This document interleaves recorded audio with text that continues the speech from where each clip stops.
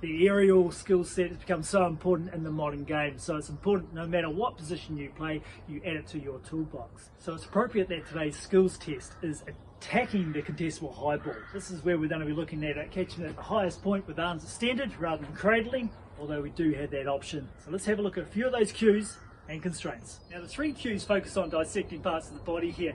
We're looking at what we do with our legs, our arms, and finally what we do with our fingers. So the outcome is we're trying to get as high as possible on the jump first and foremost. To do so, we're looking at small steps on the approach and then drive with that knee at a 90-degree bend. This is going to protect us and also help own that space. Now the final bit is we want to extract every last bit of energy on that jump. So point your back toe, and that's going to engage the smaller muscle, but it does help. Now we focus on the arms. Now, in conjunction with that knee bend at 90 degrees, let's pump our arms to just generate a bit more power in that vertical jump.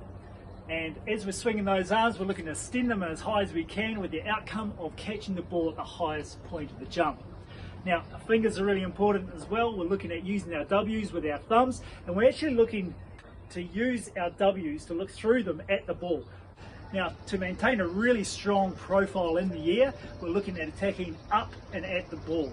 So we're not trying to catch it behind our head and expose our ribs and be off balance. We're looking at maintaining that momentum so we can go up and at the ball and then carry that momentum forward. So the only constraint we're going to have is we're going to do 6 off one knee and 6 off the other. So it's important that when we use our side cameras that we jump off our outside leg. That way we're going to get a really good indication of our profile in the air. Now as we toss the ball up, we've got to factor in wind conditions. So just remembering that we want to be up and at the ball using that momentum going forward. I use goalposts, but you don't have to, it's entirely up to you. Now I found the crossbar a really good challenge. It's almost like you're competing for the ball. Occasionally you don't hit the crossbar, so we won't count those ones. And occasionally, crossbar's done a win. I'll be honest, that one hurt. Now during the warm-up, try and get comfortable with the variations of using each knee during the jump, and post-catching, ensure the ball's in two hands so you can make good decisions and accelerate. And once you're feeling coordinated and comfortable, you can increase the pace, concentrating on those 3 identified cues. Begin the skills test and video 3 reps in each camera position. Now remember, when it comes to reviewing this footage, we're measuring the execution of those 3 identified coaching cues in each video. So just a friendly little reminder here that you're halfway through the skills test at rep 7, so do remember to change your jumping knee. To fully analyse and detail those coaching cues, try slowing down your footage and zooming in. To measure the test, we're aiming for above 70%, so that's 9 out of 12 or better. And if you fail, it just means you've identified your very own personal work on cue, which we'll also have support videos for.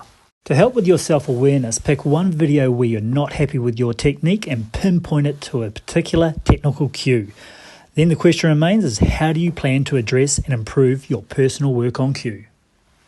So let's have a look at some common issues. Just ensure that it is your outside knee you're jumping with when you're filming from the side. Not getting your knee up to 90 and being much more vulnerable in the air. Catching behind your head, which drops your knee and exposes your ribs. And the most common would be not looking through your W's and taking your eye off the ball.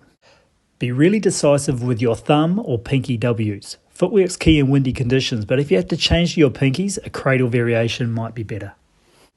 So you could repeat the skills test with the cradle variation. Now the first measuring cue is exactly the same, so the changes are elbows in and at 90 degrees, and the pinkies are the W's, and try to absorb the impact of the ball into the arms and chest.